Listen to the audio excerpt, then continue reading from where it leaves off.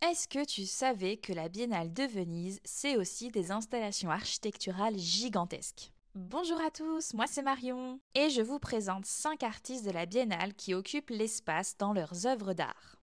Kilwanji Kiaenda nous apporte cette sculpture construite à partir de garde-corps métalliques très répandus dans les grandes villes du Sud. Il s'agit normalement d'une protection. Mais ici, l'instabilité de la structure ainsi que son apparence de ruine nous inspire davantage de la peur. L'artiste reprend le garde-corps métallique comme un motif dans ses photographies issues de la série La balade géométrique de la peur. Lydia Warman n'a pas ramené autant de choses, même si cette porte fait partie de la reconstitution entière de l'atelier de l'artiste à Alger pendant le confinement.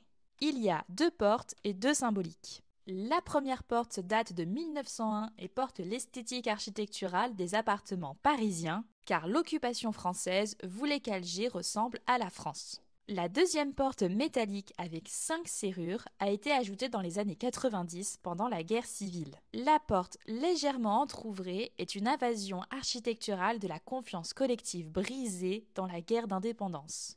Daniel Otero Torres nous montre ici une installation éphémère in situ réalisée à partir de matériaux locaux et recyclés, reflétant son engagement envers l'impact des crises écologiques. L'œuvre évoque le système inhabituel d'architecture vernaculaire sur pilotis de la communauté Mbera le long des rives du fleuve Atrato, conçu pour collecter l'eau de pluie et fournir aux habitants de l'eau non polluée. Paradoxalement, bien qu'ils résident dans l'une des régions les plus riches en précipitations, les Emberas rencontrent de graves difficultés à obtenir de l'eau potable en raison de la pollution massive causée par l'exploitation minière illégale de l'or. À travers une récréation métaphorique, Torres attire l'attention sur le défi d'assurer l'accès à de l'eau propre et potable auquel sont confrontées les communautés du monde entier, un problème étroitement lié au processus de privatisation et de financiarisation de la nature. Dana Awartani est une artiste qui a cherché la parenté dans la connaissance des communautés autochtones à travers le monde arabe, l'Inde et d'autres pays, où elle a développé son travail en conversation avec des artisans. Cette installation intitulée « Venez, laissez-moi guérir vos blessures, laissez-moi réparer vos os cassés »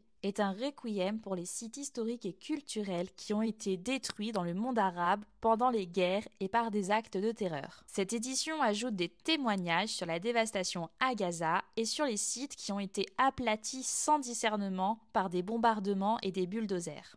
L'artiste déchire des trous sur des mètres de soie, chaque déchirure marquant un site. Puis elle les cicatrise, symbolisant celles qui sont laissées derrière dans le monde réel.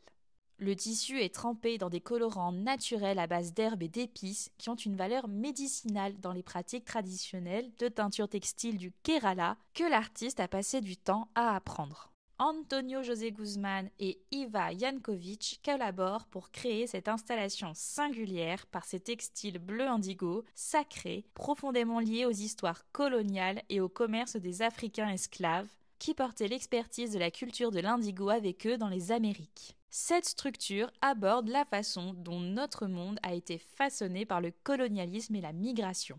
Les textiles qui présentent un motif abstrait de séquences d'ADN interculturelles sont imprimés à l'atelier Ashrak de Sufian Khatri à Arjrakapur en Inde.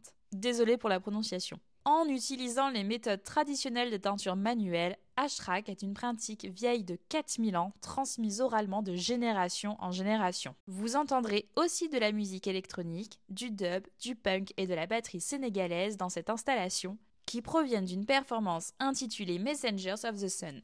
Tobias Reberger a reçu le Lion d'Or de la Biennale de Venise en 2009 pour sa conception du bar qui combine des éléments de design graphique et de trompe-l'œil pour créer un espace visuellement captivant.